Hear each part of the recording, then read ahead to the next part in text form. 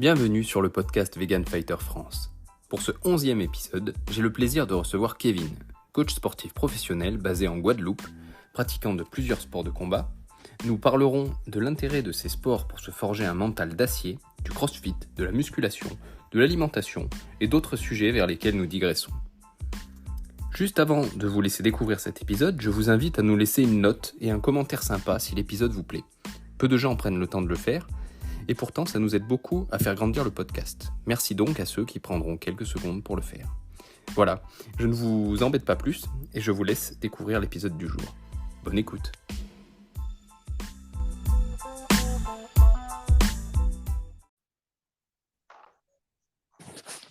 Yo Martin, Salut Kevin, ça va? et toi tu m'entends bien ou pas? Ouais, je t'entends bien. Je pense que ça devrait aller. Nickel. Super. Bon, ça va, bien réveillé? Bah écoute, au calme, hein, on a passé une petite nuit tranquille là, tu vois. Donc ouais, là c'est bon, je suis bien réveillé. Ok. Bah écoute, donc je disais, ouais, je suis content de te recevoir. J'ai reçu Thomas, je sais pas si tu as écouté le podcast avec lui, c'était le podcast numéro 9, avec qui on a pas mal discuté pendant le premier confinement notamment. Je pense que c'est la période où on a le plus un peu appris à se connaître à distance. Ouais, carrément. On s'est jamais vu en vrai, d'ailleurs, il faudra qu'on remédie à ce problème un de ces jours. Ah, t'inquiète. Quand je passerai. Ouais, clairement. Ou si moi je passe en Guadeloupe, parce que c'est un projet qu'on a un petit peu avec ma compagne de venir peut-être en Guadeloupe, parce qu'elle est née là-bas, elle. Donc je manquerai pas de te contacter si jamais je viens un peu en vacances. Bah carrément comme Thomas. Comme Thomas, il doit te le dire aussi, j'imagine. Ok. Yes. Bah écoute, est-ce que tu peux te présenter un petit peu pour les auditeurs?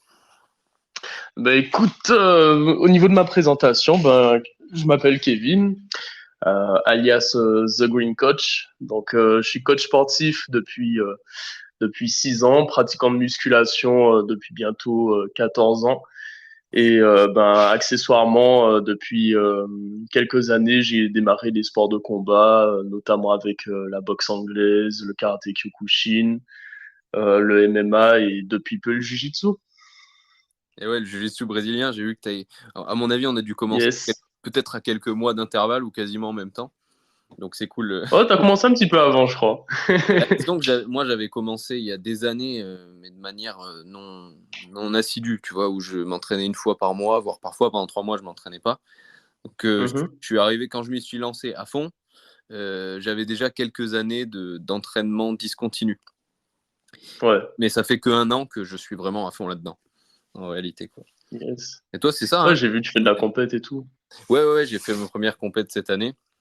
Donc c'est Lourd. cool. Puis, après voilà, on va en parler, hein, je pense, ça fait partie des questions que j'ai envie de te poser, parce que toi, ton activité professionnelle tourne aussi autour du sport, il me semble. Mhm. Exact. C'est pas mon cas, et c'est pas le cas de beaucoup d'auditeurs aussi. Et c'est pas facile, on n'a que 24 heures dans une journée, et quand tu passes 8 ou 9 heures derrière un bureau, par exemple, comme ça, c'est mon cas certains jours, c'est pas forcément facile de faire de la boxe, du JJB, du MMA, qui est encore un sport à part, et de la musculation, travailler un peu ton cardio à part. C'est un peu complexe. C'est vrai que j'ai pu me lancer dans le JJB à fond, qu'à partir du moment où je me suis dit, bon, la boxe, on va mettre ça de côté, en réalité. Mm. Voilà. Ah bah, clairement, au bout d'un moment, tu es obligé de te focaliser de toute façon sur une activité parce que de vouloir tout faire, ben, au bout d'un moment, tu t'y perds et on a, comme tu l'as dit, on est limité en termes de temps, hein, 24 heures sur une journée et on n'a pas tous des fois des emplois du temps flexibles pour pouvoir faire plusieurs activités, même en termes même si tu as un emploi du temps flexible, mine de rien, quand tu veux faire plusieurs activités, ton énergie, elle est quand même limitée, tu vois. Mm.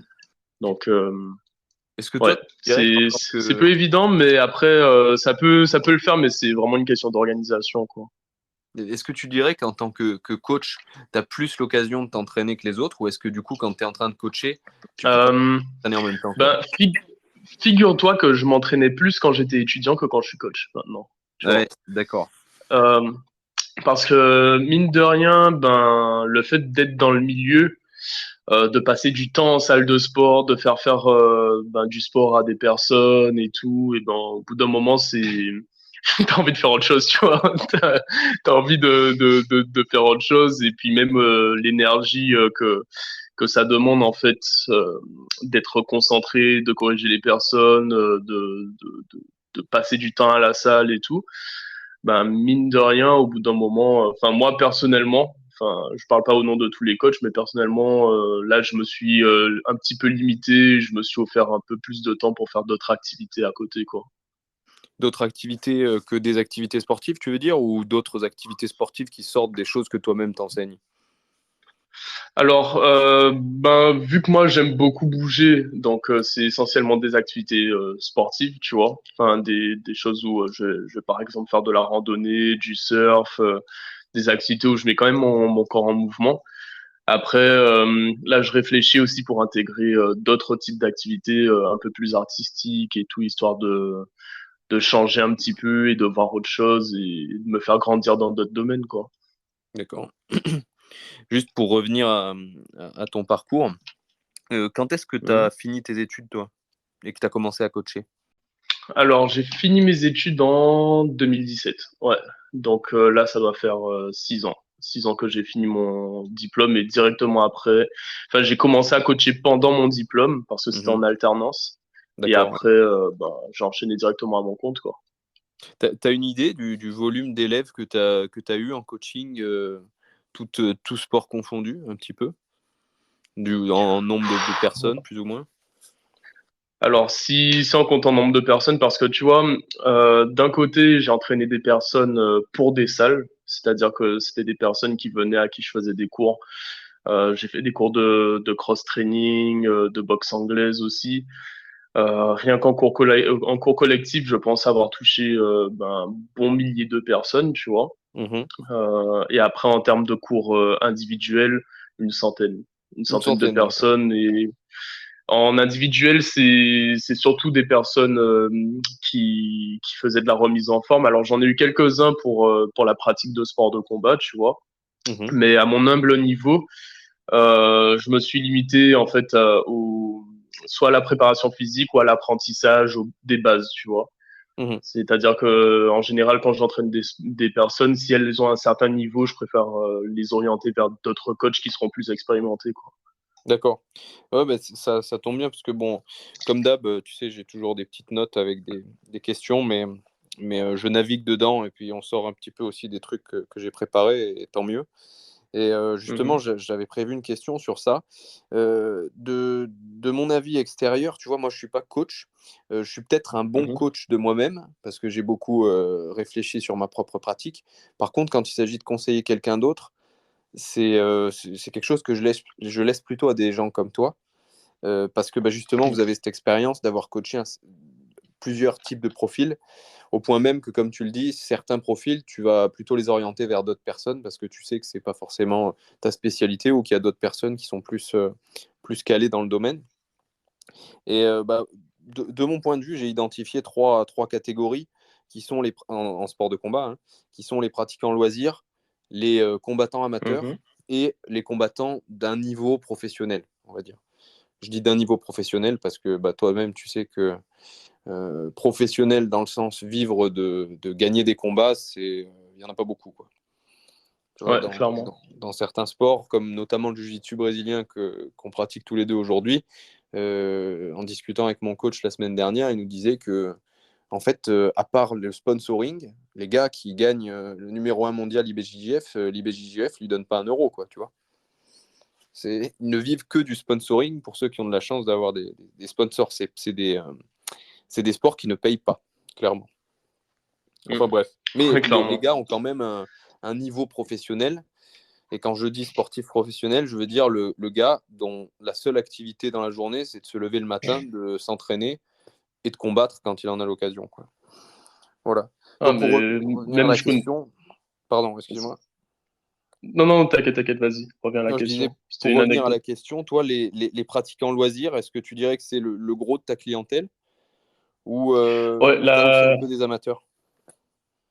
alors la majorité, ben, c'est ouais, pratiquant loisir sur pratiquement 90% des sportifs de combat en tout cas enfin des personnes qui voulaient démarrer les sports de combat qui m'ont contacté en tout cas. Si c'est pour aborder l'aspect technique. Et après, en général, quand j'ai des amateurs ou des personnes qui sont à un niveau un petit peu plus élevé que le loisir, Mhm. moi, en général, c'est de la prépa physique que je vais leur faire, tu vois. Là, Mhm. par contre, en termes de prépa physique, je peux coacher des personnes qui ont un certain niveau. Et est-ce que du coup la prépa physique, tu vas l'adapter vraiment au sport de la personne, si c'est un Ouais. pratiquant de loisir par exemple, ou est-ce que tu as un socle commun un petit peu, quel que soit ce que fait la personne si c'est un pratiquant de Alors, loisir? en général, comment dire?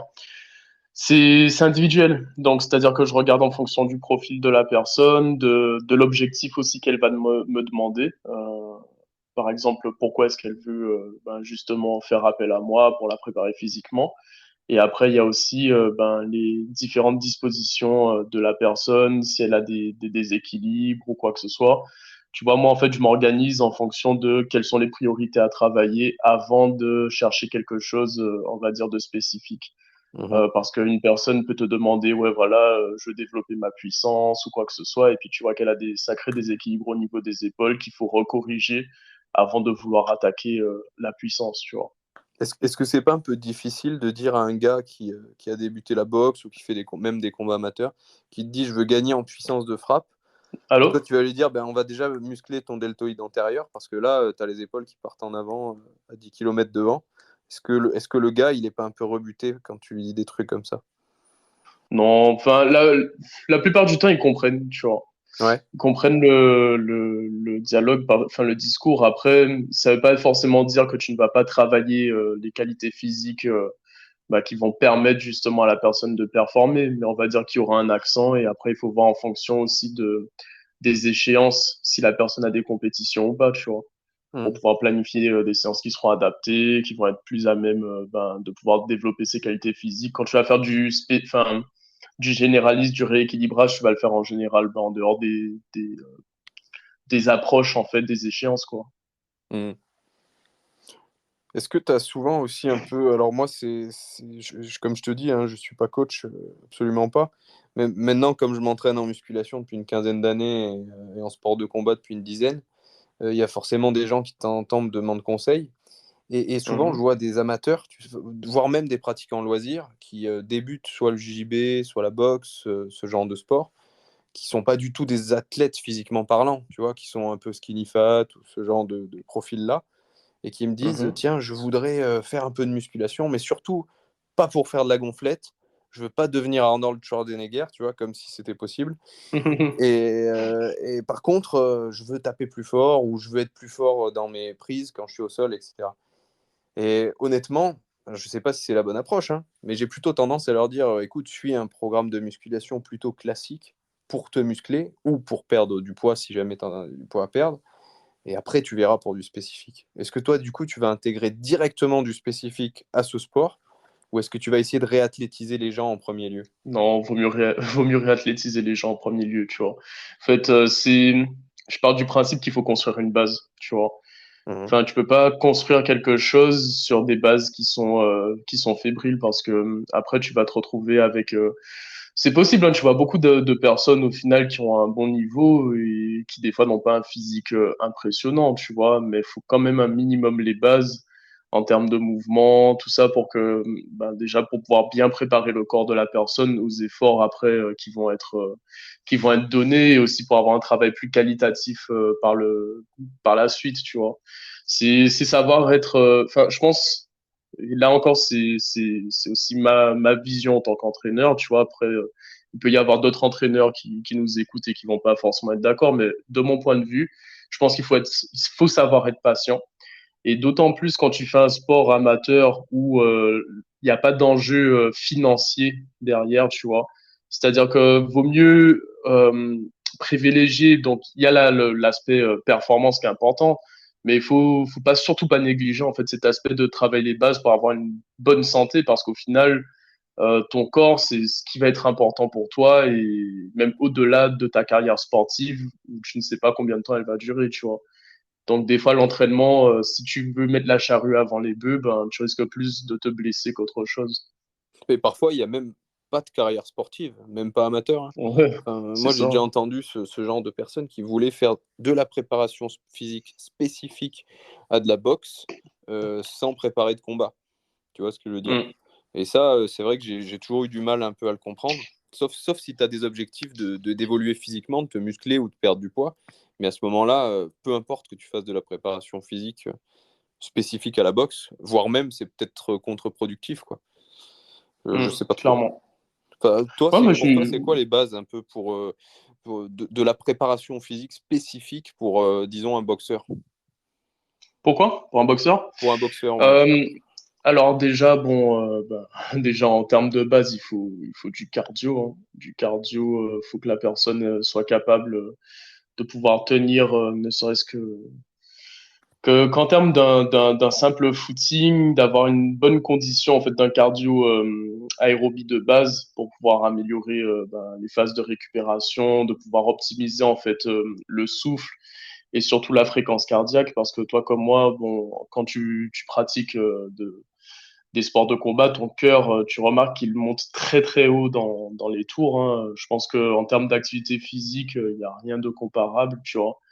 Mm. Et d'avoir en fait cette bonne gestion du système cardio.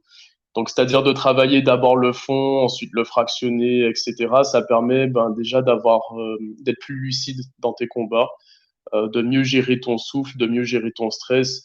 Et des fois, en fait, c'est limite plus important que l'aspect juste puissance, parce que faut se dire que tu tiens sur 3 rounds.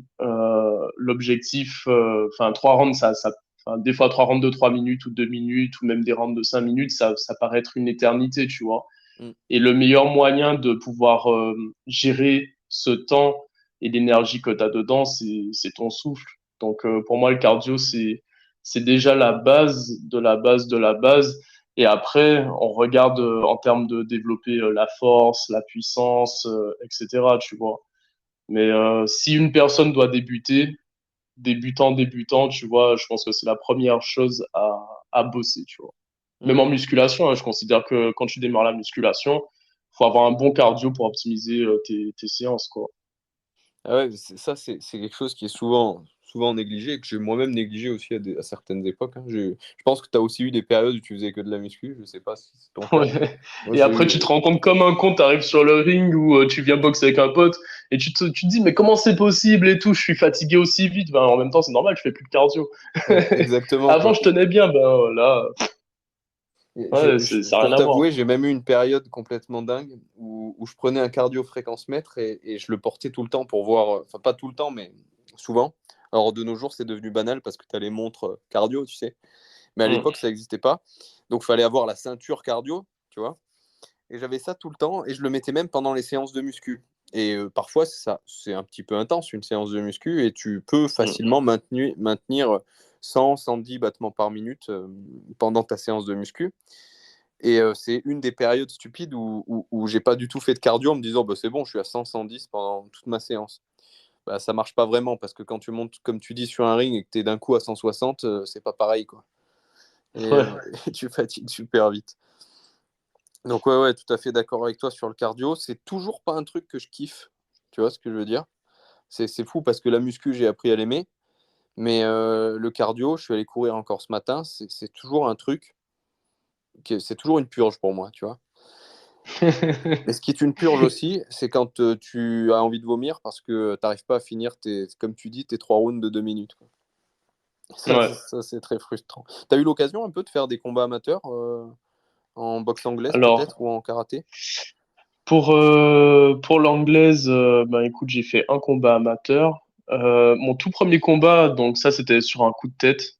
Sur un coup de tête avec un pote. J'avais 6 mois d'anglaise dans les bottes, quoi. Et en fait, Ouais. il y a un pote qui me dit, ouais, il y a un Open de Pancras, tu vois. Je me dis, ouais, ben, Open de Pancras, vas-y, j'y vais, tu vois, je fais un peu d'anglaise. Je vais me pointer, tu vois, c'était n'importe quoi, on n'était pas Sans, préparé, on n'a pas en dormi la pancrace, veille. sans Ouais, aucune en base pancras, de sol ni rien, sans quoi. aucune base de sol, sans aucune, même pas de pied-point, tu vois, j'avais juste de D'accord. l'anglaise. Et je me suis dit, bon, allez, YOLO, mon frère, hein, t'y vas.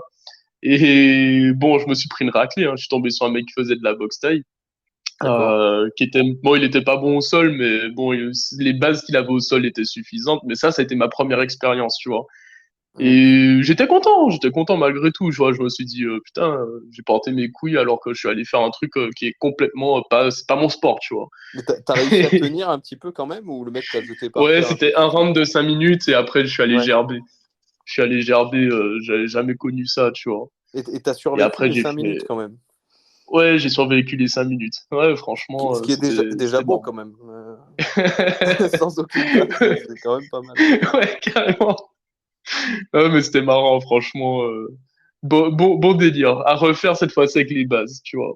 Ouais, Je conseille pas ça à tout le monde. non, c'est clair, c'est clair.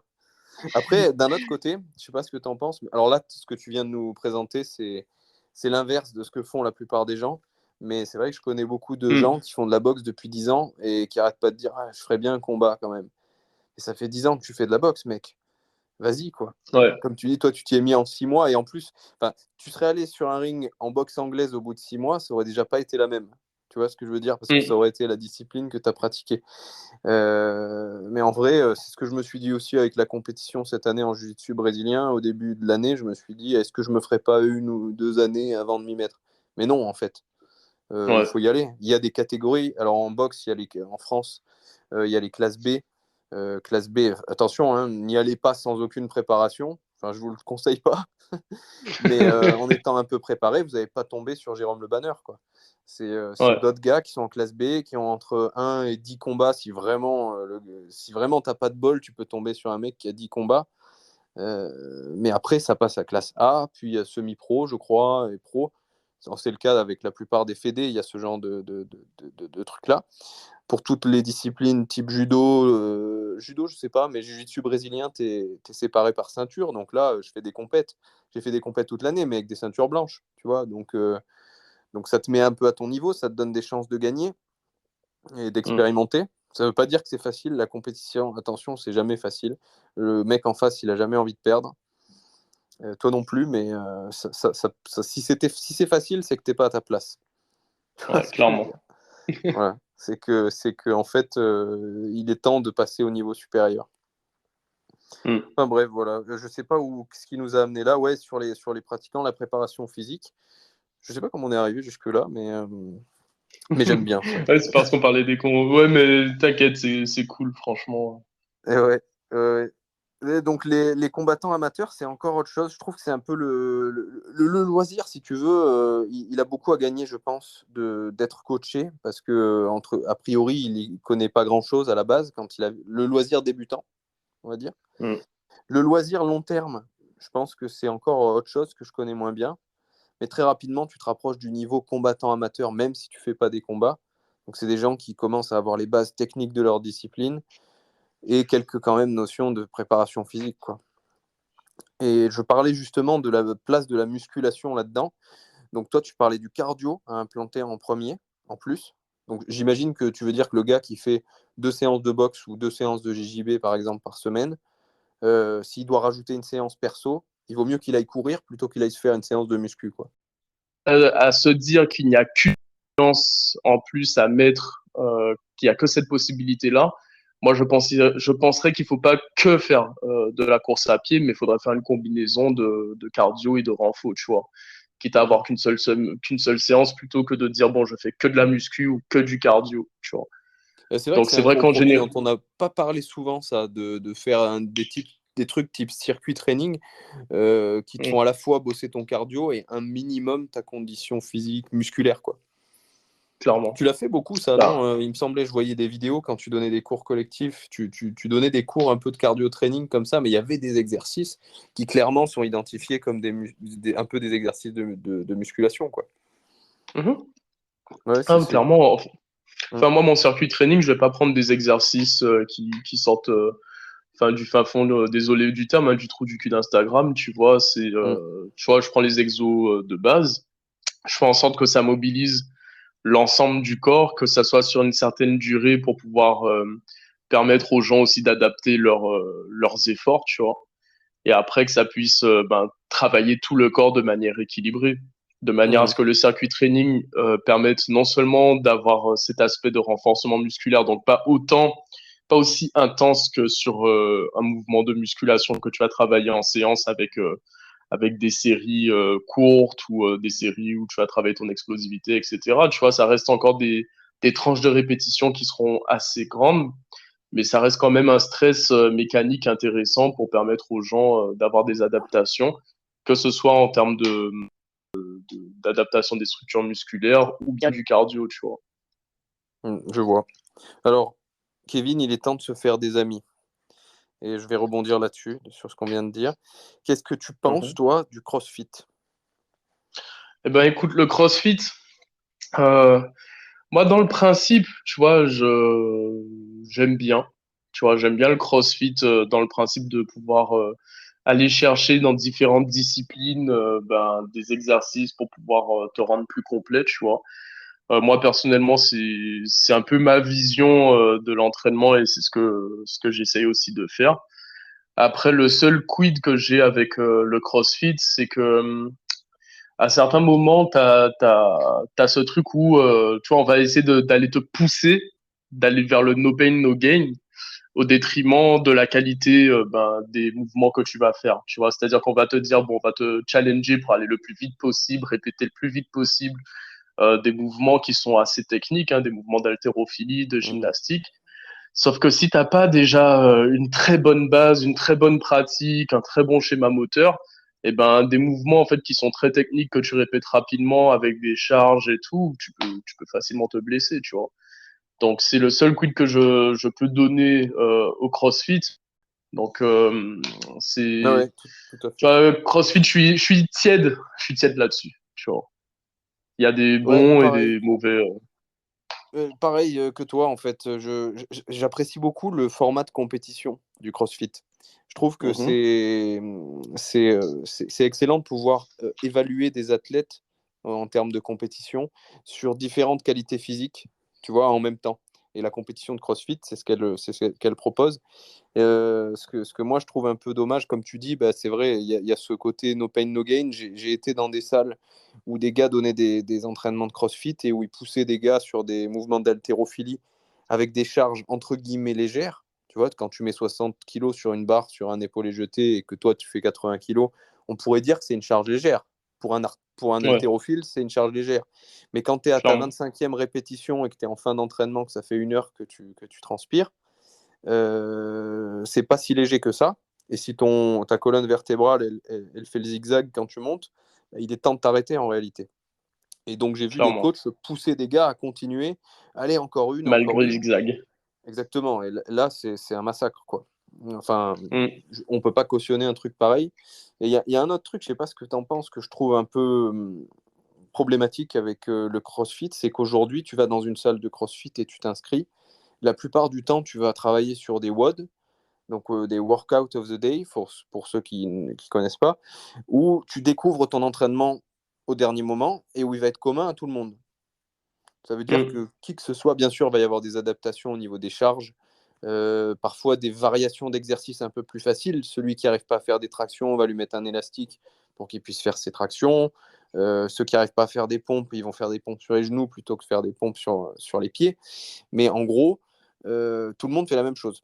Tout le monde a le même volume d'entraînement et travaille à peu près les mêmes qualités physiques. Et surtout, d'une semaine sur l'autre, tu vas en travailler certaines, puis d'autres, et ainsi de suite. Et bah, toi-même, tu le sais, et je pense que tu travailles un peu comme ça. À l'époque, tu suivais mes entraînements, parce que j'ai eu une période où je mettais tous mes entraînements à l'époque sur Instagram avec le détail des séries. C'est limite si je donnais pas les temps de repos. J'ai dû faire ça pendant 1 an, je crois. Je crois que tu devais être le seul à lire ça, hein. Vous deviez pas être nombreux. Seulement les coachs de métier que ça pouvait intéresser. Puis je note toujours tout ce que je fais, mais je le Mm. mets juste plus publiquement. Mais tu as bien vu comment je m'entraînais. En fait, d'une semaine sur l'autre, je répète, quoi. C'est-à-dire que Ouais, j'aime clairement. évaluer ma progression. Et je pense que quand tu Mm. découvres ton entraînement au dernier moment et que c'est un entraînement différent chaque semaine, tu peux pas savoir si tu progresses. Tu peux regarder ton corps changer. Donc quand tu es débutant, tu vas le voir. Et quand ça fait 15 ans que tu Mhm. t'entraînes, ton corps, il change plus, quoi. Enfin, il change plus. Il change plus beaucoup. Et c'est quand même important de pouvoir se fier à tes performances. Et attention, entre guillemets, hein, quand je dis performance, je parle de 500 grammes à 1 kilo de plus sur une barre, d'une répétition en plus par-ci par-là. Je parle pas de claquer un record hein, non plus. Mais, et ça, tu peux le faire que si y a une certaine répétitivité dans ton entraînement que je vois pas trop dans le CrossFit. D'ailleurs, est-ce que tu penses que les athlètes professionnels de CrossFit, ils s'entraînent comme les pratiquants loisirs dans les salles de CrossFit?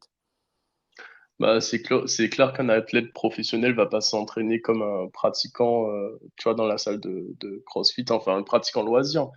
Parce que bon, ces mecs-là, en général, ils vivent, enfin, je dis pas qu'ils vivent pour ça, mais en tout cas, ils y passent beaucoup de temps. Et c'est vrai qu'en termes de préparation physique, les mecs qui font du CrossFit à haut niveau, ils font aussi, ils vont faire de la prépa en musculation, tu vois, ils vont faire beaucoup de musculation à côté. Ouais, ils s'entraînent en muscu, ils travaillent leur force, enfin, ils travaillent en fait spécifiquement des qualités physiques. Ils vont suivre aussi leur progression, ils vont travailler leur technique à côté, ils vont pas faire que des WOD, tu vois. Le WOD, on va dire que c'est une partie du CrossFit et en général, c'est ce que les loisirs vont faire parce que c'est quelque chose, tu vois, que quelque part on peut donner à plusieurs personnes à faire en même temps, tu vois, mais le pratiquant lui-même qui a des objectifs plus spécifiques de compétition, ouais, lui, il va faire sa préparation physique vraiment par rapport à ça. Il va travailler ses mouvements phares ou ses mouvements où il est moins fort et tout, mais en général, il y a une certaine régularité, tu vois. Donc, Eh oui. on voit surtout l'aspect WOD parce que c'est ce qui est le plus vendu, c'est ce que la plupart des gens font. Mais après, c'est vrai qu'un pratiquant de haut niveau en CrossFit fait pas que ça, tu vois. Ben non, ouais, en fait, il va avoir un entraînement de. J'exagère peut-être, hein, mais il va avoir un entraînement d'haltérophile, un entraînement de Mm. gymnaste, un entraînement comment on dit, d'athlétisme, un petit peu, parce qu'il y a un peu des notions d'athlétisme, il y a des sprints, il y a des choses comme ça dans le CrossFit. Et puis de temps en temps, il va mixer un peu tout ça, parce que le jour de sa compétition, il doit faire appel à ses diverses qualités physiques en même temps. En même temps, pas tout à fait en même temps, mais les unes après les autres, parfois revenir. Les WOD, pour ceux qui ne connaissent pas, parfois tu vas faire des tractions, puis tu vas faire un mouvement d'haltéro, ensuite tu vas taper un sprint, et puis tu vas revenir au truc et faire des allers-retours entre ces exercices.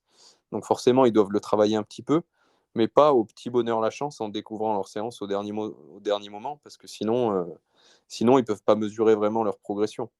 Et là, je parle vraiment, si toi ou moi, on se mettait à aller, je veux faire une compétition de CrossFit. Ouais, Kevin. Yes, tu m'entends? Ouais, je t'entends. Je sais Ouais. pas pourquoi.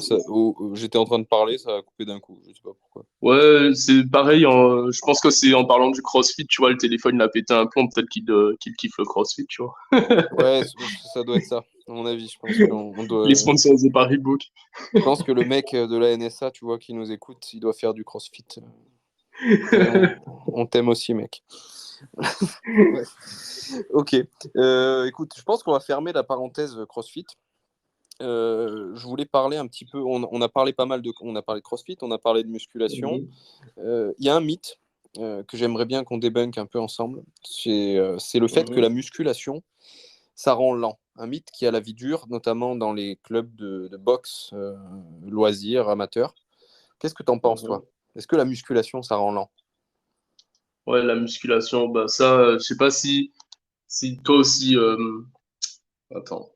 Si, Je moi sais pas aussi, je si suis toi lent. aussi t'as eu droit. Ah merde, ça a coupé encore. Non, non, c'est bon, ça va. C'est bon. Non, c'est bon. Bah, je sais pas si toi aussi t'as eu droit à ça, à des entraîneurs qui te disent ouais, va pas faire de muscu parce que sinon tu vas devenir lent. Enfin, Plusieurs moi fois. j'en ai eu. Ouais, ouais. Ah, j'en ai eu pas mal aussi qui étaient comme ça. Et bon, le truc, c'est que les mecs, je sais pas s'ils ont déjà vu Mike Tyson ou ne serait-ce qu'Anthony Joshua ou quantité d'athlètes de haut niveau, tu vois, qui font aussi de la musculation et qui sont loin d'être lents. Donc, en fait, le problème qu'il y a, c'est que les gens établissent des conclusions à partir juste de croyances ou d'éléments qui peuvent des fois qui peuvent se justifier. C'est-à-dire que si tu fais mal, si tu pratiques mal ta musculation, tu peux développer des raideurs et du coup entraîner de la lenteur. Hein. C'est pas faux là-dessus, tu vois. C'est-à-dire que la musculation va pas forcément te rendre plus rapide ou va pas forcément te rendre plus lent, mais en fonction de comment tu vas pratiquer ta musculation, ça aura un impact en fait sur la qualité de tes contractions musculaires.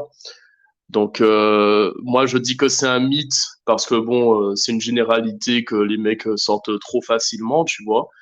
Mais après d'un autre côté, il faut se dire une chose, c'est que la musculation elle doit être bien orientée pour ne pas justement causer des raideurs qui peuvent justement faire que tu risques de devenir plus lent, quoi. Parce que c'est possible au final. C'est clair. Est-ce que tu préfères prendre une droite de Mike Tyson ou de Ronnie Coleman à son top niveau? Oh putain, ouais, c'est... En slap contest, tu vois. je pense Coleman. Ouais, pareil, c'est fou. Hein. Ouais. La plupart des gens diraient pas forcément ça, quoique la réputation de Mike Tyson fait que les gens. Ouais, tu vois les droites de Tyson, t'as pas envie de les prendre, même voilà, maintenant. tu sais que tu peux mourir. Par contre, pour ceux qui n'ont pas la notion du poids, qui n'ont pas une petite balance intégrée aux yeux comme nous autres qui sommes passionnés, Ronnie Coleman est beaucoup plus lourd que Mike Tyson. Hein, il fait pas deux Mike Tyson, mais presque. Mais ouais, bon, mais c'est pas un mec qui s'entraîne à mettre des droites. ouais, clairement. Exactement. Et puis Tyson, c'est des droites de l'enfer, tu vois. Genre, les trucs, il t'envoie 6 pieds sous terre avec une droite. Hein. Exactement. Et derrière, alors Mike Tyson est une force de la nature, hein, mais derrière, il y a aussi énormément d'entraînement. C'est un gars qui s'est entraîné, qui a passé des dizaines de milliers d'heures à s'entraîner. D'ailleurs, il y a sa biographie, tu as dû la lire, je pense. Je l'ai lu il y a longtemps, je ne me rappelle plus de tous les détails. C'est un parcours tumultueux, mais il y a quand même des périodes avec une quantité d'entraînement encaissée que peu de gens ont encaissé une fois dans leur vie, quoi. Voilà, donc c'est un peu la combinaison du talent et de beaucoup d'entraînement. Clairement. Il est très monstrueux et enfin, même si il avait beaucoup de soucis dans sa vie personnelle, à côté de ça, mentalement parlant, enfin, il était très déterminé, quoi. En tout cas, pour ce qui est de la boxe. C'est clair. D'ailleurs, on avait fait une publication sur la page Vegan Fighter avec Ben au début de la page, sur Mike Tyson, parce que Mike a été vegan pendant plus de 10 ans. Il ne l'est plus aujourd'hui. Il a fait une déclaration comme quoi il réintégrait certains éléments dans son alimentation. Pour autant, il a quand même été pendant plus de 10 ans, donc on n'a pas supprimé la publication. Honnêtement, ça nous a donné un peu de visibilité au début à la page. Donc voilà, mais c'est comme quoi, voilà, c'est pas un gars il est pas devenu rachitique quand il a passé 10 ans à devenir vegan, quoi. Hein. Ah, pas du tout. Et voilà. D'ailleurs, on peut parler un petit peu d'alimentation.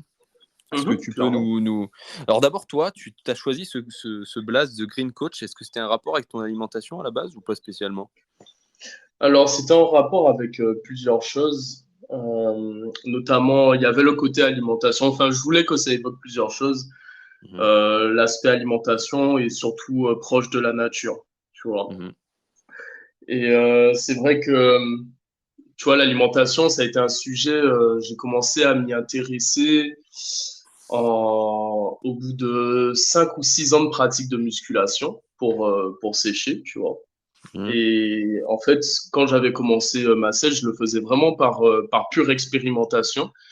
J'ajoutais des éléments, j'enlevais des éléments. Enfin, j'apprenais à combiner mon alimentation, à jouer avec en quelque sorte pour voir ce que ça fait au niveau de mon corps. C'était dans un but personnel ou aussi dans un but d'assurer professionnellement? C'était pas un but personnel et par curiosité, tu vois. C'est-à-dire que je voulais voir ce que ça fait de sécher.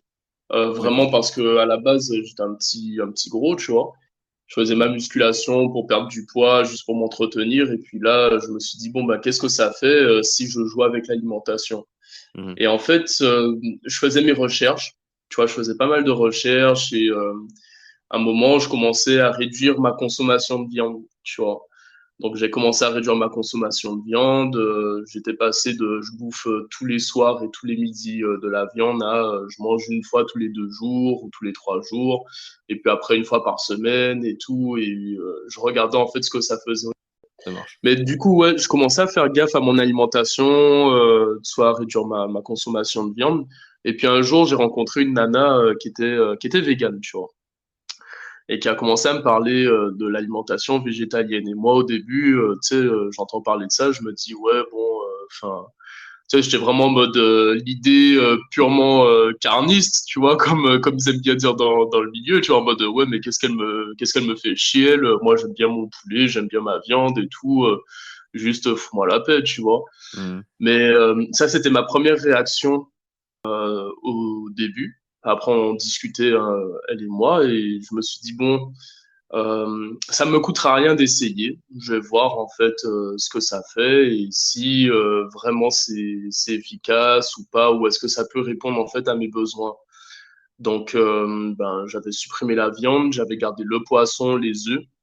Après, j'ai supprimé les œufs, j'ai gardé, enfin, le poisson, j'ai gardé les œufs.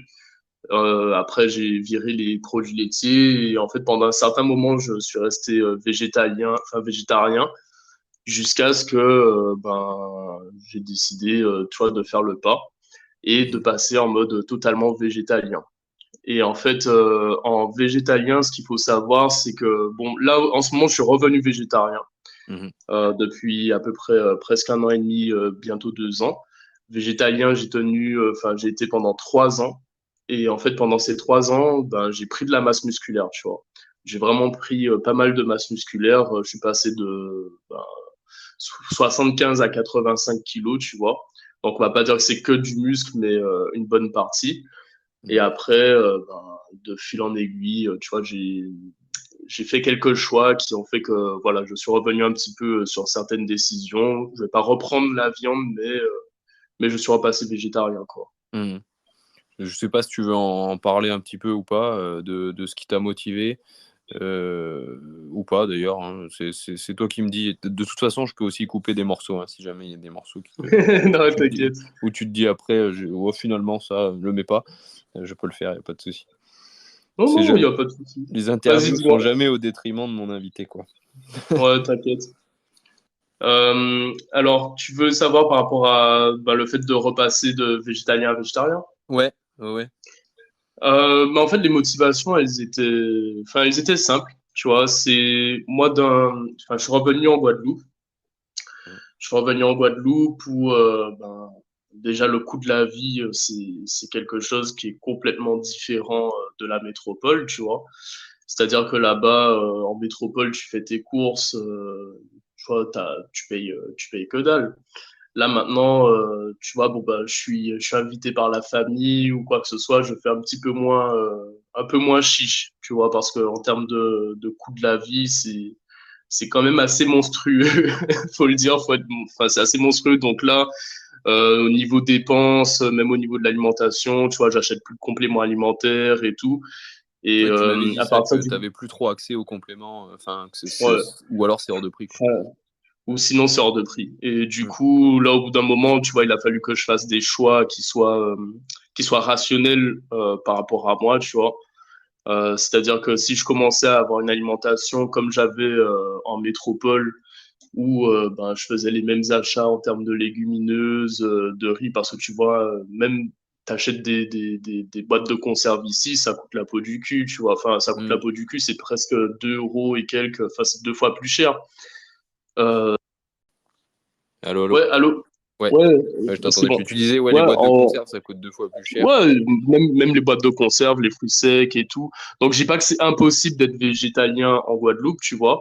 Mais moi, par rapport à ma consommation que j'avais en métropole, de la quantité que je pouvais manger ou quoi que ce soit, si j'adoptais la même alimentation ici, ça me reviendrait beaucoup plus cher, tu vois. Mm. Donc là, ça a été vraiment un choix, on va pas dire qui était pour relever de mon éthique ou quoi que ce soit, mais voilà, je suis retourné au moins sur les œufs. Parce qu'en termes d'apport en protéines et de coût, bah, c'était ce qui revenait aussi le moins cher. T'as, Donc t'as- là, t'as une production d'œufs qui est locale en Guadeloupe? ouais, bien sûr, bah, j'ai mes propres poules, tu vois. Mhm. Donc là-dessus, je récupère aussi. Bon, je vais pas dire que je prends que les œufs de mes poules parce que c'est pas des poules pondeuses qui te pondent des œufs à tire-larigot, tu vois. Mhm. Mais voilà, j'ai mes poules à côté où ben, je récupère leurs œufs et après, Je connais le côté que ça peut apporter, mais moi, tu vois, mes poules, je m'en occupe très bien. Enfin, je pense que tu as dû voir aussi sur les Ouais, réseaux, tout à hein. fait. C'est pas des animaux que je maltraite ou quoi que ce soit, mais quand elles font des œufs, bah, j'en prends, tu vois, et des Mm. fois, de temps en temps, je les laisse se reproduire. Mais après, c'est même une question de quand tu vis à la campagne. C'est pas la même approche que quand tu es en ville, tu vois. C'est pas les mêmes perceptions, c'est pas les mêmes manières de consommer que là-bas. Donc, tu vois, j'essaie d'avoir une approche assez pragmatique plutôt que Mm. juste idéaliste de comment je dois me comporter par rapport à mon alimentation, quoi. Mm. Ouais, je comprends. Après, tu sais, enfin, si tu as un peu écouté les autres podcasts, j'ai certains invités qui sont un peu plus, entre guillemets, et attention, je mets des gros guillemets, entre guillemets, plus radicaux, d'autres qui sont au Mm. contraire beaucoup plus soft. Tu sais que moi, j'ai l'esprit ouvert là-dessus. J'ai une Ouais, carrément. consommation, allez, 99,99% végétale aujourd'hui. Mm. Maintenant, ça peut toujours m'arriver soit de faire des erreurs, soit de faire une exception, ce qui est très rare, hein, très très très rare, qui en 10 ans a dû arriver quelques fois, quoi, tu vois. Mm. Ça remet pas en question toute la démarche, tu vois. Et je l'ai Ouais, déjà carrément. dit, et peut-être que je me répète, désolé pour ceux qui écoutent tous les podcasts religieusement, merci hein, en tout cas. Mais du coup, ça, ils ont dû me l'entendre dire un paquet de fois. Mais voilà, même quelqu'un comme toi, tu vois, qui remange des œufs, je sais pas si tu manges un peu des produits laitiers aussi, Ouais, de temps en peut-être temps. de temps C'est en temps. vraiment, ouais, de temps en temps, ben, pareil, hein, quand on me propose à manger, que la personne a fait l'effort, qu'elle a mis du fromage ou quoi que ce soit, tu vois, je vais pas chipoter. Bah, c'est pareil, Vraiment. c'est le genre de contexte où ça a pu m'arriver de faire des exceptions. Quand tu Mm, es loin de chez toi, par exemple, ou que tu es avec de la famille, et que quelqu'un a et en plus essayé de faire au mieux, parce que les gens, ils comprennent pas toujours ce que c'est un vegan. ouais, Tu vois, ils clairement. font un truc qui est végétarien, ils se disent, ouais, j'ai pensé à cette personne. Et tu te Mm, dis que cette personne-là qui t'a fait à manger, si elle n'avait pas fait cet effort-là, ce serait un énorme plat en sauce avec de la viande et tout. Et là, elle a fait un effort, tu vas pas dire ah bah non, loupé, mm, je vais pas le manger. Et ça, je le comprends. D'autres invités me l'ont dit en off ou complètement sur les podcasts. Et moi, je suis complètement OK avec ça. Je sais qu'il y en a certains qui le sont pas.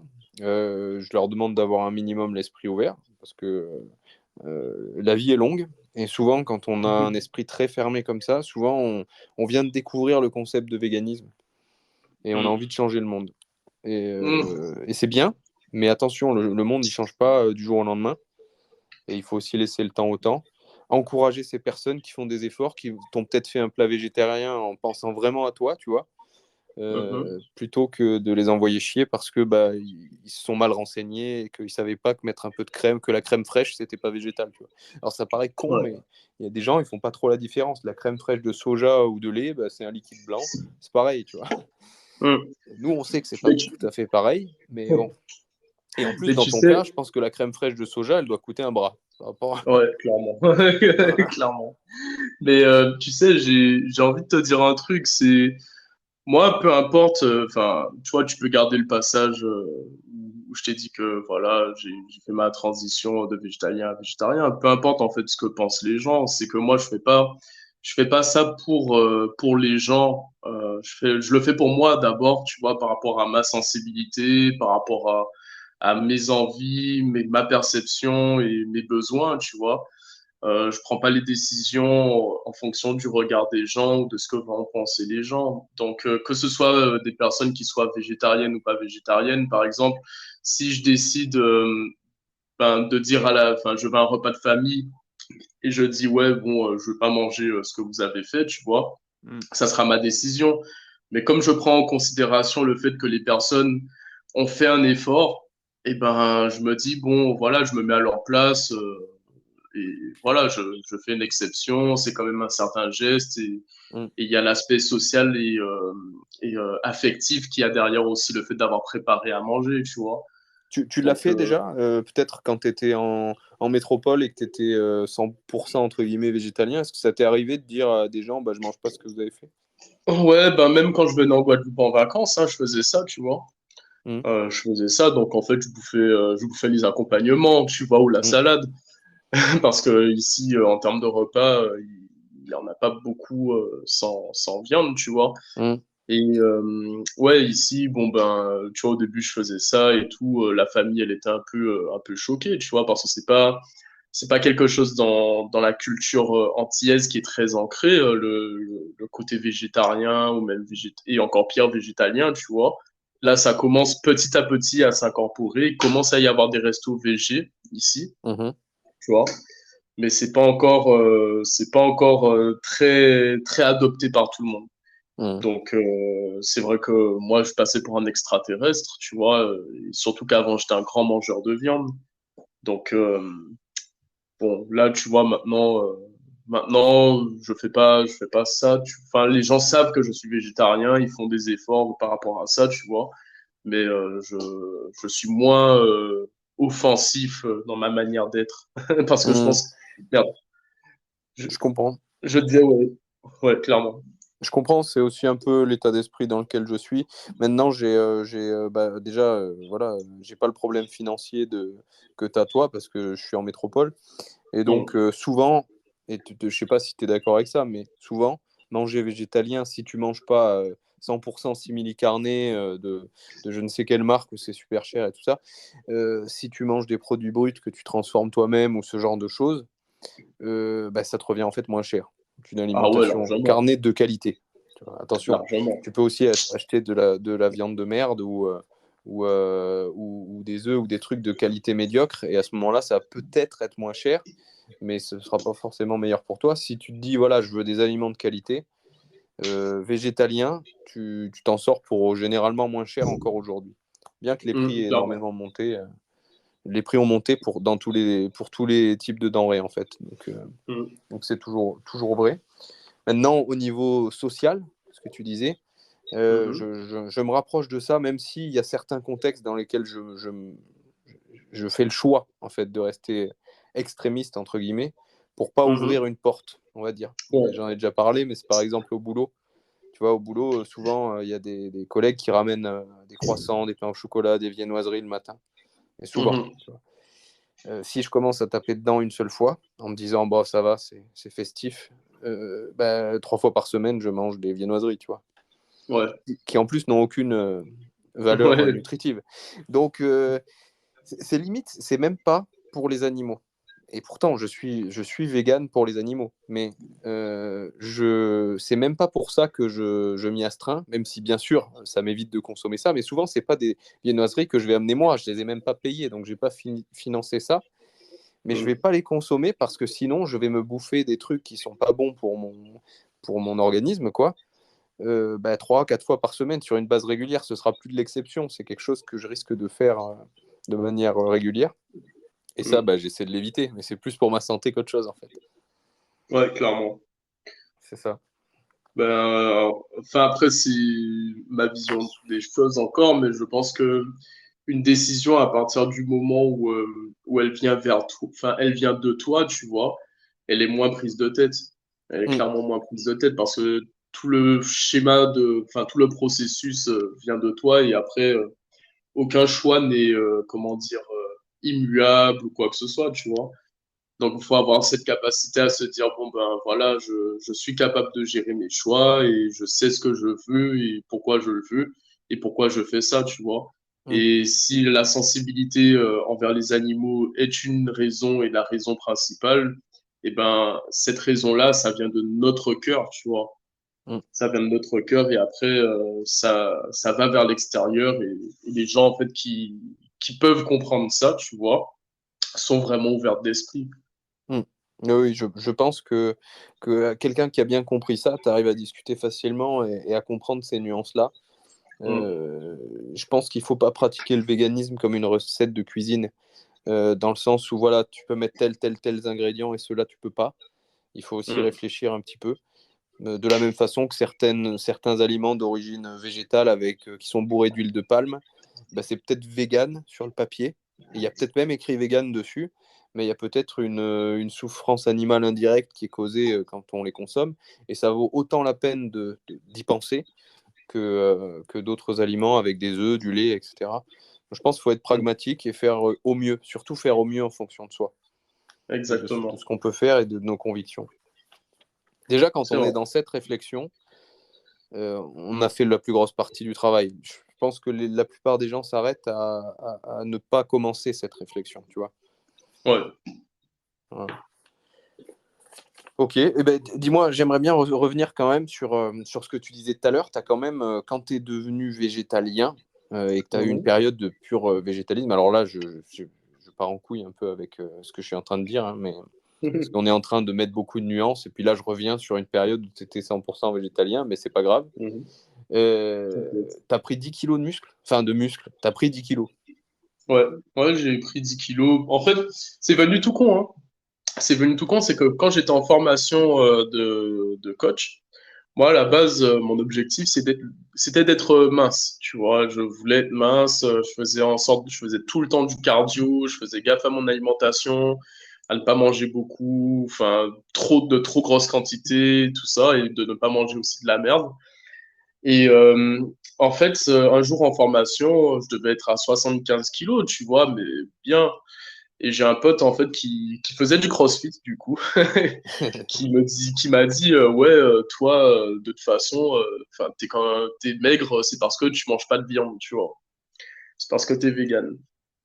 Donc j'ai dit ah bon je suis maigre à cause de ça, bah tiens je vais te montrer espèce d'enfoiré que ça n'a rien à voir tu vois, que c'est pas une question de vegan ou pas vegan qui va faire que tu vas prendre du poids ou pas, c'est juste une question de balance énergétique. Donc, en fait, j'ai bouffé comme un gros, bah, mais juste en étant 100% végé, tu vois. Et j'ai continué à m'entraîner au niveau de la musculation. Et au final, ben, tu vois, ça m'a permis de prendre de la masse musculaire. Donc, si c'est pour casser le mythe de dire, ben, si t'es végé, tu peux pas prendre de muscle, c'est complètement faux, tu vois. Enfin, si t'es végé, tu as ton apport en protéines, que tu as ta balance énergétique qui est suffisamment importante pour permettre l'anabolisme musculaire, bah, c'est faisable, tu vois. Et Ah de oui. nos jours, en plus, on a beaucoup de compléments VG qui aident aussi pour avoir le quota ou l'énergie suffisante de stimuler, tu vois. Donc, franchement, ça au moins, je suis catégorique et je suis convaincu qu'en étant vegan, tu peux prendre de la masse musculaire à partir du moment où tu fais ça bien, quoi. Ouais, tout à fait. Mais d'ailleurs, même quand tu ne l'es pas, tu as plutôt intérêt à faire ça bien. Ouais, Pour que ce soit pas, aussi. pour ne pas trop te porcifier. Parce que tu disais, ouais, tu as juste bouffé énormément, et c'est vrai que, enfin, je l'ai vécu aussi. Alors, c'était pas 75-80, moi, c'était plutôt 70-80, tu vois. Mais c'est pareil, hein, une dizaine de kilos. Je crois que je suis un peu plus petit que toi, ça doit expliquer la chose. Mais ouais, pareil, dans les premières années en devenant vegan, à un moment donné où je faisais que de la musculation, je me suis dit, allez, on s'y met à fond. Je devais avoir le même genre de crossfitter, c'était peut-être pas un crossfitter, mais c'est vrai qu'on a ce côté où on a envie de prouver la chose, tu vois, qu'on a moins par la Ouais. suite une fois que c'est fait. Je pense pas qu'aujourd'hui tu fasses des yo-yo à base de 10 kilos, quoi. Mais Non. voilà. Et puis bon, on a tous nos limites quand même, hein. T'as pris 10 kilos, moi aussi, je pense pas qu'on puisse en prendre 10 de plus, propre, tu vois. Je veux dire, Clairement. on reste des humains non améliorés, hein. Voilà, On n'a pas le sang bleu. exactement. Les vrais comprendront ce que ça veut dire. On aime les fruits, mais on n'est pas fruité. Exactement.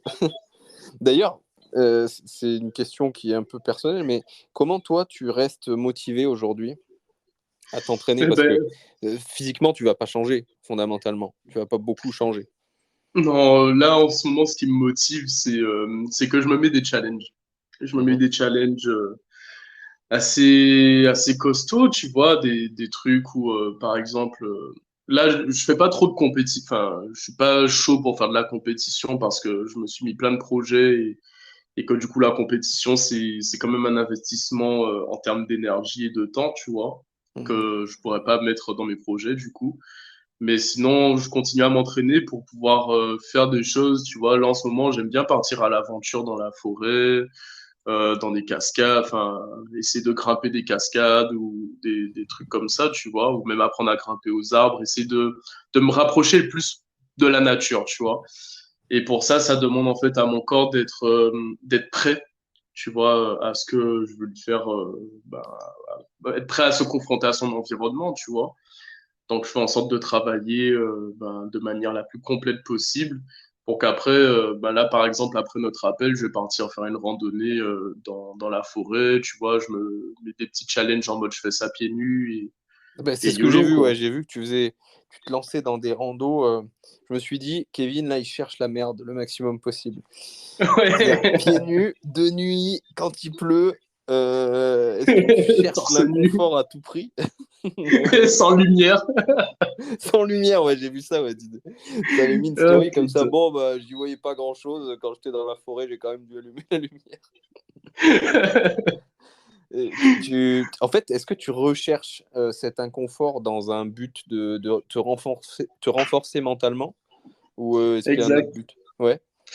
Il y a le but de me renforcer mentalement, mais après, euh, tu vois, je pense que un guerrier, parce que mon objectif, c'est pas nécessairement d'être combattant professionnel ou quoi que ce soit. Tu vois, moi, mon objectif, c'est d'être un guerrier dans la vie et dans tout ce que j'entreprends.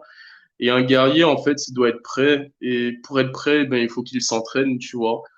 Et l'entraînement, moi, je considère que c'est pas juste ce que je vais faire à la salle, mais c'est en fait les moments où je vais me retrouver confronté à des difficultés, tu vois. Et admettons, tu vois, par exemple, cette histoire de la randonnée où je l'ai fait de nuit, pieds nus, tout ça.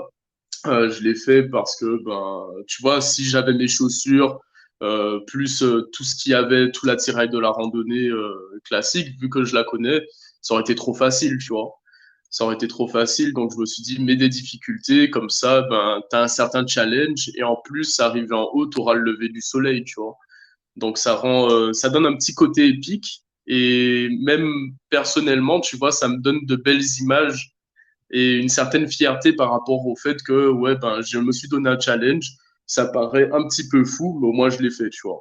Hmm. Et ça me conforte, ça me donne un peu plus confiance dans ce que j'entreprends et même quand je regarde, quand je boxe, tu vois, ben, j'ai beaucoup plus confiance en moi, tu vois, parce que je sais que j'ai cette capacité à pouvoir me confronter à des choses qui sont difficiles, à mes peurs. Donc, quand je vais me retrouver à boxer face à un mec, même s'il est plus fort que moi, j'ai moins peur, en fait, ou j'ai moins cette appréhension, parce que ben, mentalement, je me suis forgé, tu vois. Hmm. Donc, Ouais, ouais. c'est aussi un des points qui est intéressant pour ça, et même pour les projets que j'envisage dans le futur, tu vois. Ouais, donc c'est vraiment un renforcement mental plus qu'autre chose. Physique aussi, j'imagine, d'une certaine façon. Ouais, Parce que ouais, clairement. j'imagine que tu dois pas te faire des ampoules tous les jours quand tu as l'habitude de te faire des randos pieds nus. Je sais pas combien d'heures tu as marché. Ça m'a fait 3 heures, 3 heures, ouais, au total. T'as 3 tout heures, mais cassé. mec, je monte dans la colline derrière chez moi, je fais 2 kilomètres pieds nus, je pense que j'ai plus de pieds, hein. Ouais, mais après, ça aide, hein, tu vois, même au niveau de la sensibilité ou du ressenti. Au début, faut pas essayer de faire ça tout d'un coup. C'est comme toute chose, tu vois, c'est comme la Mm, muscu ou quoi que ce soit. Faut pas y aller comme un bourrin. Enfin, moi, je suis un petit peu bourrin, tu vois. mm. Mais vaut mieux y aller progressivement et tout. Et après, tu te rends compte que tu découvres de nouvelles sensations aussi. Tu vois. Toi, t'as commencé par aller te faire des petites balades où tu te promènes un peu pieds nus dans ta ville ou dans ton village? Ou est-ce que direct, tu t'es dit, Euh, vas-y, je me lance, tu te rends aux pieds nus comme ça? En fait, là, j'ai beaucoup l'habitude de marcher pieds nus chez moi, tu vois. Mhm, J'ai toujours eu l'habitude. Après, j'ai eu beaucoup l'habitude de marcher pieds nus dans mon jardin et tout. mhm. Après, j'ai commencé à faire des petites randos à la rivière, pareil, pieds nus, où c'était beaucoup plus pratique au final quand tu as besoin de sauter de pierre en pierre. Ouais. Et puis voilà, tu vois, j'ai commencé à faire progressivement plusieurs randos comme ça. Et ensuite, je me suis dit, bon, bah, maintenant, je vais me mettre un vrai challenge et faire une rando qui est considérée comme un petit peu plus costaud et de la faire pieds nus. Mais après, ouais, c'est sympa, tu vois, c'est pas juste le fait de faire ça pieds nus qui est intéressant, c'est tout le côté qu'il y a derrière, toute la réflexion aussi et ce que Mhm. ça peut apporter. Ouais, ouais, non, bien sûr. C'est vrai que c'est un truc qui me. Parce que moi, je suis un peu dans. J'essaie de lutter contre ça, mais je suis quand même une bête de confort, tu vois. C'est-à-dire que je vais être du genre, je pars en rando, il me faut ci, il me faut ça, il me faut tel équipement, telle bouffe dans mon sac. Limite, j'ai toujours des sacs trop lourds, tu sais. Parce que Ouais. je vais tellement tout prendre que du coup, tu as un sac beaucoup trop lourd. Et Mm. il y a des fois où je m'emmerde moi-même, tu vois. Où je me Ouais. dis, mais est-ce que tu virerais pas tout ça? Limite, tu pars sans ton sac et tu te débrouilles. Ouais, je vois carrément. Et c'est vrai que j'essaie de progresser là-dessus aussi. Mais ouais. Puis même, c'est vrai que je me déchire pour le coup, tu vois. J'ai des pieds en papier, moi. Je me déchire à chaque fois sur les tatamis. Tu dois le vivre. Enfin, toi, du coup, tu dois bien tenir. Et c'est vrai Ouais, que. Surtout le ça dessus c'est des pieds, pratique. tu vois. Ouais, Bizarrement. par contre, le dessus des pieds, tu vois, tu peux rien. Là, tu vois, même si je marche, je sais pas combien de kilomètres, là, il suffit que tu fasses, tu sais, un takedown et que tu frottes le dessus de ton pied, là, en essayant d'aller choper un single leg ou quoi que ce soit, le mec, et là, C'est clair, ouais, bah, ça ça me le fait défonce. tout le temps aussi. Et à chaque fois, je me dis, ah putain, mais je suis fragile en fait. Et je me retrouve avec des pansements, voire m'entraîner en chaussettes, le summum de la honte. Parfois, je fais pendant des semaines parce que tout est déchiré, quoi. Mais Oh ouais. putain. Ah, on n'a pas choisi les sports les plus doux. Non, c'est clair, c'est clair. Mais bon, c'est ce qui, c'est une quête aussi les sports de combat. J'en avais pas mal parlé aussi avec d'autres invités, mais c'est une quête aussi du dépassement personnel par la confrontation avec les autres, Hum, qui sont souvent pas tes ennemis en vrai. Quand tes partenaires d'entraînement sont pas tes ennemis en réalité. C'est comme on vient de le dire, c'est tes partenaires d'entraînement. Même le Et mec que tu vas apprendre, c'est pas ton ennemi, tu vois. exactement. Alors, dans la boxe, je l'ai un peu ressenti quand même. Enfin, même si quand tu discutes vite fait après enfin, tu te prends dans les bras à la fin du combat, il y a du respect et t'as aucune haine envers cette personne.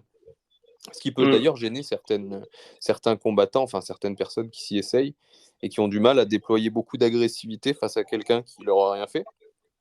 C'est souvent un des arguments hum. des gens qui aiment pas les sports de combat, d'ailleurs. Ouais. Mais bon, pourquoi je disais ça, moi? Dans le JJB, si tu as l'occasion de faire des compètes à un moment donné, tu verras que par rapport à la boxe, c'est beaucoup plus. Enfin, c'est pas un sparring non plus, hein, parce que tu lâches rien, tu veux gagner ton combat quand même. Mais le fait Ouais. de ne pas se taper dans la gueule, il y a un... enfin, tous mes adversaires, j'ai discuté avec eux avant le combat, ce qui ne se fait jamais dans la boxe. Après le combat, certains, j'ai gardé contact. On discute de temps en temps sur les réseaux sociaux ou quoi. Tu vois, il y a vraiment une relation qui ressemble à celle que tu as avec tes partenaires d'entraînement, avec des gars que tu vas combattre en compétition, quoi. Et ça, je trouve que c'est sympa et on grandit ensemble, d'une certaine façon. Ouais. Mais Euh, ouais, et- le JJB, je testerai en compétition, ça c'est sûr. ouais, Ça... faudra que tu testes. En plus, là, ça fait quoi? Ça fait une petite année, tu m'as dit que tu t'entraînes? Dans le Un peu moins? JJB, j'ai commencé en janvier, vraiment, tu vois. Mhm. Après, Ouais. j'avais fait un peu de sol ou des petites sessions comme ça l'année dernière, tu vois. Enfin, mais sinon, vraiment, là, j'ai commencé en janvier. D'accord. Eh ben, écoute, je t'encourage. Et puis, comme on disait tout à l'heure, la compète, tu l'as déjà fait. Hein, tu as fait un combat en pancrace en n'ayant jamais fait un takedown. Donc, je pense que tu es chaud pour faire une compète en JJB. Et puis, tu vas être contre des ceintures blanches, quoi. Si Ouais. tu fais un open, je crois que je me demande s'il n'y a pas un open CFJJB. J'ai vu passer dans le calendrier en Guadeloupe. Je Je sais vais pas voir. quelle période c'est. Je crois que c'est début d'année au printemps, un truc comme ça. Peut-être mai, Mm. un truc comme ça. Ouais. Je sais pas. Je verrai. Après, en mai, je serai probablement en métropole, tu vois. Ah Donc, ouais, n'oublie pas de me prévenir si tu passes un peu dans le coin. Hein. Je sais Mm. pas où tu vas aller en métropole. Peut-être sur Toulouse, c'est là que tu habitais, je crois. Je ferai Toulouse et région parisienne. Là, ça risque d'être un peu short pour bouger entre. Parce que là, je reste que quoi, 20 jours, je pense. Mhm. Donc, mais après, je retournerai probablement pour quelques mois en septembre ou en janvier l'année prochaine, tu vois. Donc, je te tiendrai au courant Ça parce que marche, bah là, ouais, je bien serai sûr. beaucoup plus libre. Ah bah, c'est Ouais. cool. Tiens, au jus, moi, je suis plutôt dans le sud-est. Maintenant, ça m'arrive de bouger. J'ai envie d'aller voir un peu les différents invités que j'ai eus pour qu'on se fasse un peu des vidéos. Je sais pas si tu as vu la vidéo que j'avais fait avec Lionel, que tu connais aussi, je crois. Il me semble que tu avais fait. T'avais pas fait un live avec lui une fois? Lionel Veggie. Non, Rest Turner. Ah, Rez, ouais, non, j'ai pas fait de live avec lui. J'ai pas fait. Non, c'était avec qui que tu avais fait un live? Je sais plus. Non, c'était avec Training Life, je crois que tu avais fait un live à un moment donné. Ouais, ouais, j'ai fait avec Training Live. Ouais. Je confonds. Ouais, non, j'ai fait une vidéo avec Lionel Resterner. On a fait une vidéo boxe Ok. anglaise. Je vais le recevoir sur le podcast normalement aussi. Et c'était bien Mhm. sympa. Ouais, tu lui avais donné des conseils, c'est ça. Je me demandais, il est où le lien? Mais il y a bien un lien. Tu lui avais donné des conseils un petit peu en boxe anglaise, il me semble. Ouais, je lui donnais des conseils à l'époque en story, tu vois. Mhm. Après, maintenant, je pense que Rez, vu à quel point il est déterminé, comme il charbonne, tu vois, là, je suis pas légitime pour lui donner de conseils ou quoi que ce soit, hein. Il a un très bon, enfin, je trouve en le voyant boxer maintenant qu'il a un suffisamment bon niveau et tout pour que limite ce soit moi qui aille lui réclamer des conseils, quoi. Bah, pareil, en réalité. Parce qu'à l'époque où toi, tu lui donnais des conseils, c'était un peu à la fin des confinements, il me semble, je Ouais, crois, quand ça commençait à se déconfiner. Et au même moment, j'étais allé déjà boxer un peu avec lui. Mais comme ça, tu vois, c'était pas un truc qu'on avait trop publié sur les réseaux sociaux. J'avais boxé avec lui pour s'entraîner déjà, parce que tous les clubs étaient fermés. Et je lui donnais aussi des petits conseils. Je lui faisais profiter de mon expérience en combat, parce qu'à l'époque, je boxais pas mal. Et puis, quand on faisait du sparring, j'arrivais à peu près à gérer, tu vois. ouais, Sans problème. C'était pas quelque chose de difficile pour moi. Là, en plus, moi, je m'entraîne moins en boxe. Je me suis à moitié fait dérouiller, quoi, tu vois. ouais. Donc, il a vachement progressé. Ses mouvements sont propres, son cardio est infini, clairement. Donc, peut-être qu'il écoutera l'épisode. Bravo pour ça, quoi. Enfin, il avait déjà un cardio de ouf hein, à l'époque. Et c'est vrai qu'il est plus Ouais. léger que nous, mais quand même, c'est infatigable. Ça, il m'a asphyxié, en gros. On a fait 4 Ah, fois ça se 3 voit. minutes. 4 fois 3 minutes en boxe anglaise. Bon, déjà, je ne suis plus trop entraîné, hein, comme je t'ai dit. En Mm. vrai, les prochaines vidéos que je ferai, je pense que je prendrai un format plus court, tu vois. Surtout pour de la boxe. Parce que, Tu histoire de m'étonnes. pouvoir faire quelque chose, tu vois, de pouvoir montrer un peu, surtout sur de la boxe, si je ne m'entraîne pas spécifiquement pour ça. Je pense que sur 2 minutes, Mm. sur l'expérience, j'arrive encore à exploser. Mais 4 fois 3 minutes, je peux plus du tout tenir. Les gens ne se rendent pas compte, ça a l'air de rien, 4 fois 3 minutes, mais 4 fois 3 minutes à haute intensité, si tu n'es pas entraîné spécifiquement, tu ne les tiens pas. Top, Voilà. top, top. Bah, écoute, je crois qu'on a Yes. abordé un peu tous les sujets. Est-ce qu'il y a un sujet que tu avais envie d'aborder en plus de ce dont on a Hum, parlé? non, pas spécialement. Franchement, je trouve qu'on a été assez complet sur ce podcast, cette interview. Et franchement, merci beaucoup à toi hein, d'avoir pensé à moi. Bah, c'est Et un ça me fait plaisir. plaisir hein, de partager. J'aime bien faire ce genre d'épisode où on est entre guillemets un peu entre potes, tu vois, même si on s'est jamais Hum, vu. Euh, c'est toujours intéressant et c'est un peu moins intimidant pour moi que de recevoir Aurélien Duhart ou Dave Leduc, tu vois. hum, Parce que là, je lutte contre le fanboy qui est en moi dans ces cas-là, tu vois. ouais, Et même si, quand tu discutes avec quelqu'un sous la forme du podcast comme ça, il n'y a pas tout le monde qui t'écoute en même temps, même si tu ouais. publies derrière, c'est quand même, au bout d'un moment, tu es à l'aise, tu vois ce que je veux dire. Donc c'est Ouais, cool. c'est vrai.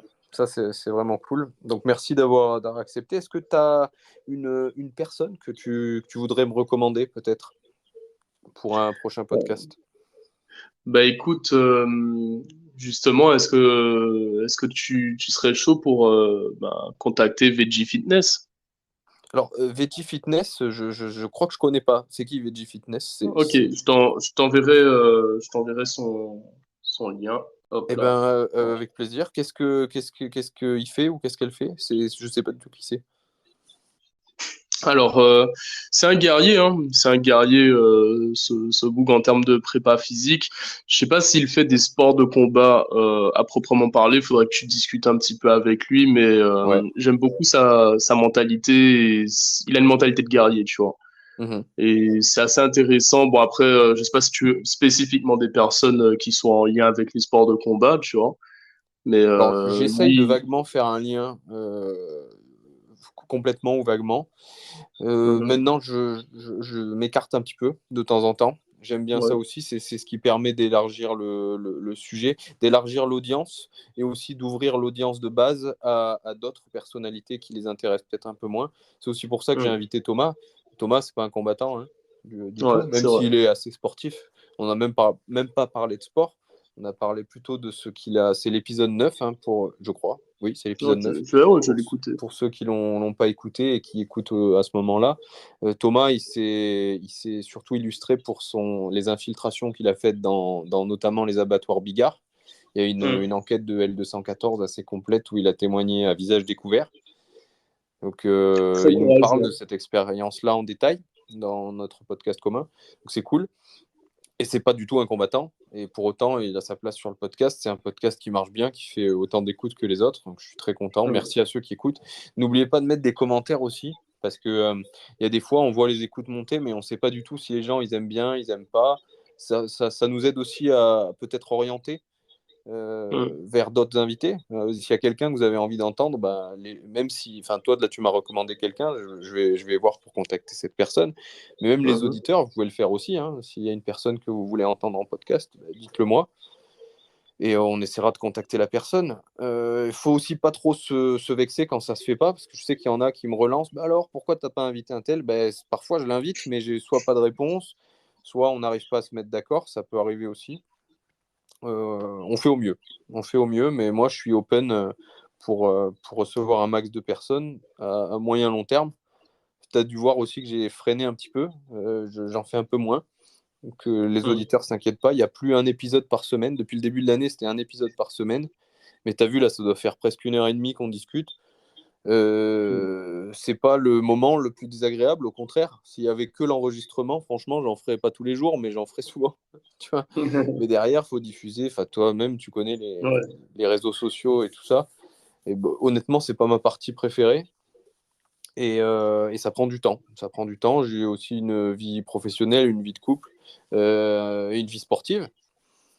Donc, je suis passé plutôt sur 2 semaines, voire sur un truc un peu libre où j'en publie un de temps en temps. Mais je prends ces recommandations avec grand plaisir. Le Veggie Vegan World français, il est plus large que ce que je pensais, mais il n'est pas non plus infini. Donc, à la limite, si on prend notre temps, c'est pas plus mal aussi, quoi. Ouais, clairement. Voilà. Mais vraiment plus large que ce que je pensais. Attention, je l'ai déjà dit, je le redis. Au début, je pensais que j'aurais du mal à faire 10 épisodes. On est au 11e. J'ai encore des gens avec qui je suis en contact pour faire d'autres épisodes. Il y a des recommandations que j'ai reçues. Je n'ai pas encore contacté les gens. Donc, on est bien. Je pense que le podcast Vegan Fighter a encore quelques temps devant lui, sans problème. Donc, tant mieux. Clairement. Merci, Kevin. Et on reste en contact, tiens-moi au jus. De toute façon, je te suis sur les réseaux sociaux, on se suit mutuellement, donc on se tient au courant. Et écoute, je te souhaite une bonne journée, parce que toi, c'est le début de ta journée. Clairement. Merci à toi, Martin. Salut, ciao. Passe une bonne journée aussi, bonne fin d'après-midi, du coup. Merci, à plus. Yes, ciao.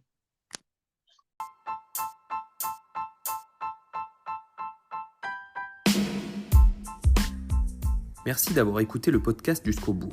S'il vous a plu, vous pouvez laisser un commentaire positif sur votre application de podcast, sur laquelle je vous invite à vous abonner afin de ne pas manquer les prochains épisodes. Vous pouvez également partager l'épisode en story sur vos réseaux sociaux ou encore mieux l'envoyer à 1 voire 2 de vos amis. C'est ce qui nous aiderait le plus à faire connaître le podcast et à donner envie à d'autres invités de venir s'exprimer sur le podcast. Je vous dis à bientôt pour un nouvel épisode.